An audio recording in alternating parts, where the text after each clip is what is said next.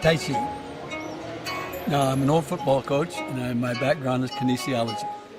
In other words, I do understand the body a bit. And as far as I'm concerned, I have taught just about every exercise possible.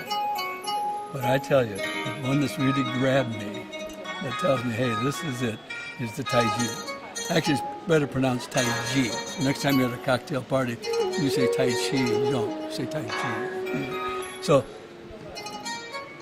what I did is somewhere in about early 70s, I learned it and I taught at Saddleback College and decided to introduce it to the class. And it was a smashing success right off the bat, as yoga was just a little bit earlier than that, because they understood it. It was really interesting. I'll tell you a little side thing before I talk about Tai Chi itself, is I was a football coach teaching yoga and Tai Chi. No one could put it together. Nobody. I mean, all the coaches would look at me like, what are you doing, whatever. But it worked terrific over the long haul, okay? But Tai Chi is this. Number one, it has three purposes. It's a martial art. So every movement is a martial art. It's a potential block or strike. It's also called a health dance, meaning that it produces health. I'm sure what happened in the old days, the old monks that were at the Shaolin temples and other places were getting older and they couldn't do that hard routine, so they used it for health. They understood that it helped them in health. Then the other thing is it's a moving meditation. So those are the three principles. But what there really is to understand about Tai Chi is the kinesiology of it, that it works the body, the whole body, every time. It would never do this. It would do this. It would move the core, and then you would move the arms. It never moves the arms first. So it's very powerful, every move. Just this simple little move is from the core. So here's the thing, the saying in Taiji that I like a lot. It says Taiji, this is from probably the Taoist or the Shaolin Temple, is rooted in the feet. It means you're connected to earth. You have that earth all the time. You're strong. He said then the energy bursts through the legs, and that's because you sit like a tiger does not jump unless they crouch first. So it's kind of like a sinking. We call it sinking, but it's crouching. And then as you let go, it bursts through the legs. And then the next thing you learn is it's commanded by the waist. And they mean it. When they say waist commander, they mean it. This is it, the core. This is us physically. If you want to stay healthy, this is what you've got to keep moving.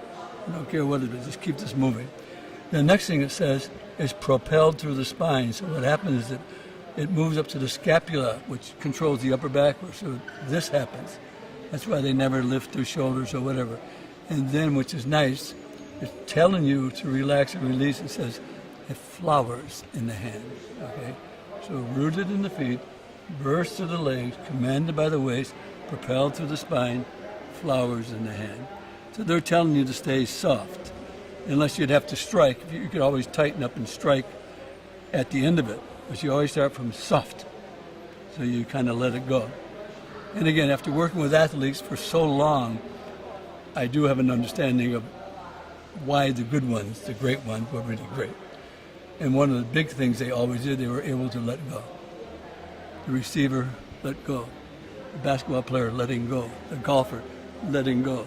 Federer letting go. You know, that the let go is something that makes everything work better rather than pushing.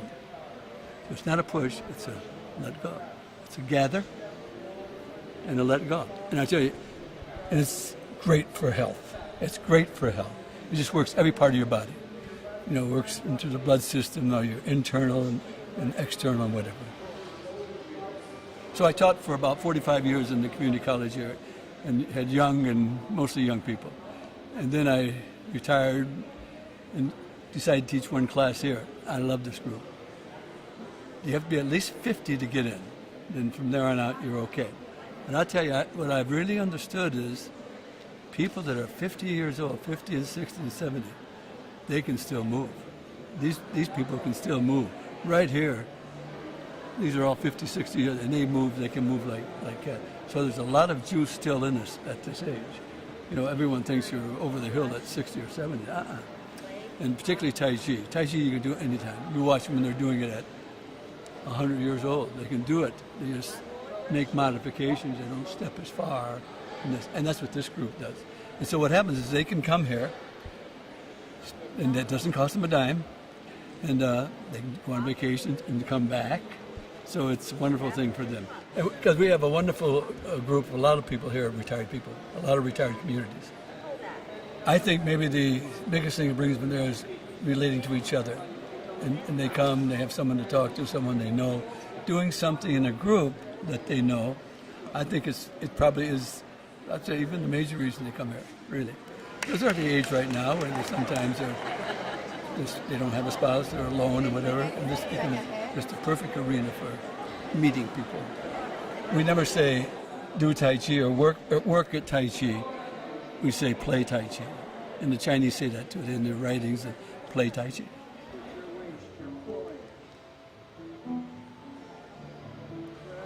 This group right behind me is a beginning group.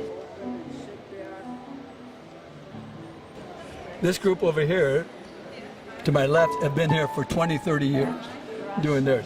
This group here is what's called an intermediate group.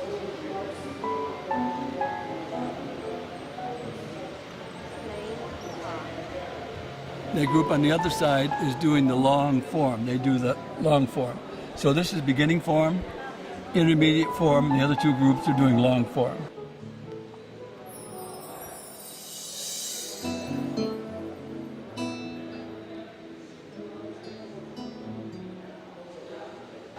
It takes a while to learn Tai Chi, to long form. So we have a short one that they can learn quickly and have something they can memorize. From the Kwa, not the arms. The Kwa will pull her down. Watch. Her Kwa moves first, and then the arms follow. So always from the core, from the Kwa. In the Taiji world, Qigong is kind of like pre-Tai Chi. And what you do, it's their health, their healing kind of exercises, as you can tell by what I was reading. But it's the thing that uses all the principles, but you don't have to step. You don't have to do the more difficult things that you do in Tai Chi. So it's a great one to start with. You should learn Qigong first. It would be my idea. You should learn that first. Once you get that down a bit, then you move into Tai Chi. Now just get into it. Let it happen. Just get into it. Don't try to force anything. Just copy, look and copy. But everything comes from the core for us, from the Kwa. The thing about learning Qigong, it's easier. Qigong depends on, there's hundreds of kinds of Qigong. Everybody has the perfect Qigong. Everybody. Yeah. Oh, my Qigong is the best. That's Tai Chi's world is that way. Oh, my master was the best. There's all kinds, and it's why I go to principles all the time. They can be anything they want, as long as they stay within the realm of what the principle is and how it works. So there's all kinds of Qigong. Yeah, I'm 86. I always count Chinese style, by the way, one extra year. I'll be 87 in May. I'll always be doing this. I do it every morning. I live near the beach. Every morning, I get up, do my Tai Chi, then go to the local, what we call Coyote Grill, eat a greasy breakfast. A perfect combination.